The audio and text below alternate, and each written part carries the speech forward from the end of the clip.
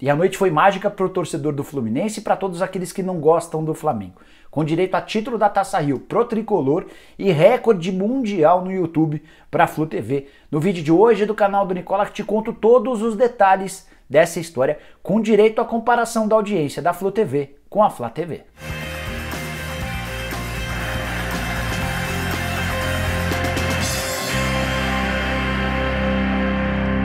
Fala aí pessoal, sou o Jorge Nicola, bem-vindos a mais um vídeo do canal, vídeo especial para falar a respeito da final da Taça Rio, que vai garantir mais 2 partidas no Campeonato Carioca, as finais da competição envolvendo o Flamengo, campeão da Taça Guanabara, e o Fluminense, campeão da Taça Rio.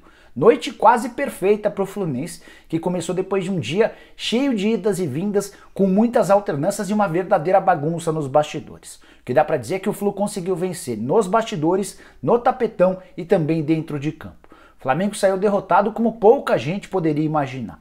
Queria começar te falando a respeito de toda a confusão que marcou o dia fora dos campos.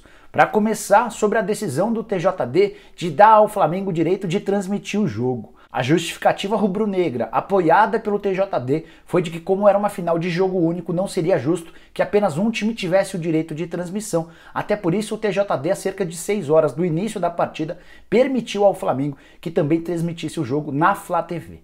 Ao que parece, o Flamengo já imaginava que tivesse essa possibilidade, porque no início da tarde, no finalzinho da manhã da quarta-feira, já tinha mandado um caminhão para cuidar da transmissão. Esse caminhão, inclusive, já estava no Maracanã preparando as câmeras e tudo mais. Mas o Fluminense do Mário Bittencourt, lembra do advogado que salvou o Fluminense do rebaixamento no caso Everton em 2013, Campeonato Brasileiro com a Lusa? Mário Bittencourt é o presidente do Fluminense e conseguiu a 45 minutos de a bola começar a rolar uma decisão do STJD, Superior Tribunal de Justiça Desportiva, que invalidou, que anulou, que cancelou a decisão do TJD, ou seja, o Flamengo não pôde transmitir o jogo em sua emissora na Flá TV. É importante contar que vários torcedores rubro-negros se mostraram contrários a todo esse empenho da diretoria do presidente Rodolfo Landim para que o jogo fosse transmitido na Flá TV. Até porque o Flamengo se contradisse ao tomar essa atitude quando ele conseguiu a aprovação da medida provisória, com a ajuda do Jair Bolsonaro. Na oportunidade, o Rodolfo Landim, o BAP, entre outros, diziam que se tratava de uma medida provisória que garantiria a lei de alforria aos clubes. As declarações todas davam conta de que haveria uma justiça no futebol, mas na primeira oportunidade o Flamengo voltou várias casas e decidiu brigar para ter o direito de transmissão, mesmo numa partida em que não era mandante. E você, torcedor rubro-negro, que concordou com o argumento do Flamengo de que, por se tratar de uma partida única, os 2 times deveriam fazer a transmissão, vale a lembrança de que Flamengo e Volta Redonda se enfrentaram na semifinal da Taça Rio, também com um jogo único, também com um único mandante, e em nenhum momento o Flamengo liberou ou cogitou a possibilidade de liberar a transmissão para o Volta Redonda. Antes de te falar sobre os recordes batidos pela Flu TV, com milhares de torcedores do Flamengo, queria te contar um pouquinho sobre as minhas impressões do jogo. Empate 1-1 no tempo normal e vitória do Fluminense nos pênaltis, com o Muriel fazendo 2 grandes defesas. Eu imaginava que o Flamengo fosse muito favorito ao título. O Fluminense mal fisicamente, que não havia marcado gols desde a volta da pandemia, eram 3 partidas sem marcar gols, com direito a uma derrota por 3-0 para o Volta Redonda, o mesmo Volta Redonda que não foi páreo para o Flamengo na semifinal da Taça Rio. Mas, dentro de campo, o comportamento do Flamengo foi absolutamente inesperado. Pior jogo do time de Jorge Jesus na temporada de 2020, o Flamengo extremamente apático, especialmente no primeiro tempo, sem aquela dedicação, sem marcar na frente, sem tentar recuperar a bola de maneira rápida. O Fluminense saiu do primeiro tempo vencendo com o gol do Gilberto. Houve quem dissesse até na Flá TV que o gol teria sido irregular, eu não vi irregularidade nenhuma. Para mim, gol legal marcado pelo Gilberto, que teve a oportunidade de marcar um segundo gol.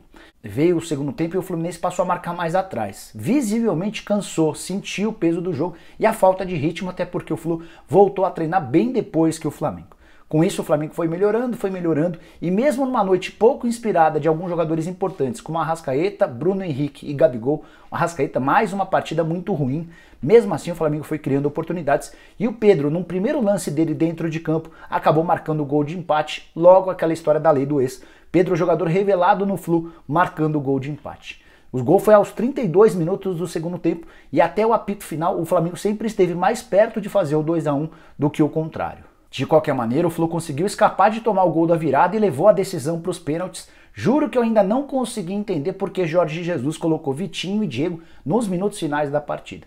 Quando ele fez isso, imaginei que os dois entrariam para bater pênalti, pois o Flamengo bateu 5 pênaltis e nem Diego nem Vitinho apareceram para cobrar. Os caras mal pegaram na bola, substituições extremamente esquisitas. Imagino que você já saiba, mas com o título do Fluminense a gente vai ter 2 partidas finais do Campeonato Carioca entre Flamengo e Fluminense. Primeiro jogo com o mando do Flu, segundo jogo com o mando do Flamengo, para decidir o campeão. O Flamengo, para mim, continua sendo extremamente favorito, mas vai precisar jogar um pouco mais de bola. O nível de entrega, o nível de disciplina, o nível de disposição dos jogadores do Flamengo, especialmente no primeiro tempo, foi muito abaixo do que a gente está acostumado a ver. Já te falei da vitória do Fluminense extracampo, com direito a uma decisão do STJD a 45 minutos de a bola começar a rolar, vetando, impedindo o Flamengo de transmitir o jogo. Também te contei da vitória nos pênaltis do Fluminense, depois de um jogo de igual para igual, em que o Flu conseguiu em vários momentos ser melhor que o grande rival, rival que gasta muito mais dinheiro, folha salarial do Flamengo na casa dos 25 milhões de reais, a do Fluminense de 3 milhões e 600 mil reais. Quero te contar agora sobre a noite de recordes no YouTube. É óbvio que essas façanhas virtuais no mundo da internet tiveram muito do apoio ou da presença do torcedor do Flamengo. Não dá para chamar de apoio, até porque teve muito torcedor do Flamengo que assistiu ao jogo na Flu TV, mas negativou. Em vez de dar um like, deu um dislike. Eram 437 mil dislikes contra 404 mil likes. O Fluminense não tá nem aí para essa história. O que o Fluminense quer registrar é que se tornou, na noite dessa quarta-feira, dono da maior live da história do mundo, incluindo tudo. Foram 3.594.000 espectadores únicos durante a decisão por pênaltis, ultrapassando, por exemplo, a live da Marília Mendonça, que havia registrado no dia 8 de abril 3,31 milhões de espectadores únicos de forma simultânea.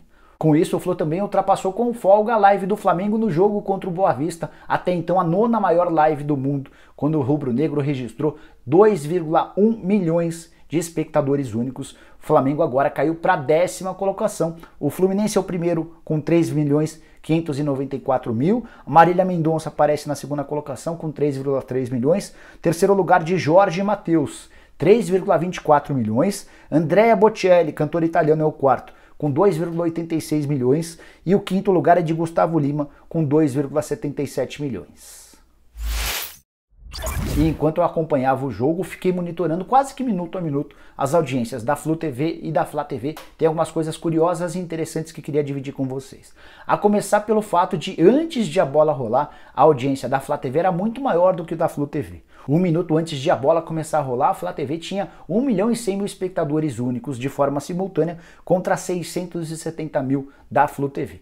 Assim que a bola começou a rolar, houve uma migração e o Flamengo foi perdendo audiência, até que se estabilizasse durante quase todo o primeiro tempo, com mais ou menos 300.000 pessoas simultâneas assistindo ao jogo. Já a Flu TV foi crescendo, até que terminou a primeira etapa com 2.800.000 espectadores únicos. Volta para o segundo tempo com 2.400.000, vai crescendo e já aos 20 minutos da etapa final havia alcançado 3 milhões de espectadores. Foi quando a Flu TV virou primeiro lugar nos vídeos em alta do YouTube. Com 32 minutos, no momento em que sai o gol do Pedro, o gol de empate, eram 3.200.000 espectadores únicos. O jogo termina 1-1, o tempo regulamentar, com 3,47 milhões de pessoas. No início dos pênaltis, a audiência havia caído um pouquinho para 2.800.000, mas foi rapidamente crescendo até bater na última cobrança esse número impressionante de 3,59 milhões de pessoas acompanhando de forma simultânea no YouTube. Para finalizar, só mais alguns números importantes de Flu TV e Flá TV, duas grandes novidades nesse mundo do futebol. A Flu TV tinha na segunda-feira 221.000 inscritos. Fechou a noite dessa quarta-feira com 428.000 inscritos, praticamente dobrou seu número de inscritos, ainda é muito menos do que o Flamengo, que já se tornou a terceira TV no YouTube com maior número de inscritos. Mas, voltando especificamente à decisão de ontem, queria chamar atenção para o fato de o narrador da Flu TV não ter se referido, não ter falado o nome dos jogadores do Flamengo durante toda a transmissão.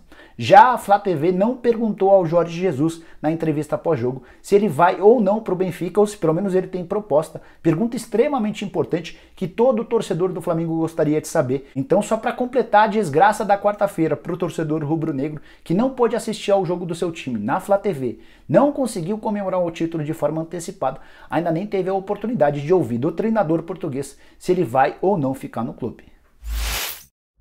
Bom, pessoal, eram esses os números, informações, bastidores e curiosidades sobre a noite agitada da quarta-feira envolvendo a final da Taça Rio. Espero que vocês tenham curtido o vídeo. Se curtiram, não esqueçam de dar like, de se inscrever no canal e de acionar o sininho. Quem já fez tudo isso, vire membro do canal do Nicola, bem fácil. Vou deixar na descrição desse vídeo um link. Você clica lá, escolhe um dos 5 planos e aí passa a ter uma série de vantagens aqui no canal, como por exemplo participar do bolão do Nicola, que vai dar ao vencedor uma camisa oficial do time do coração.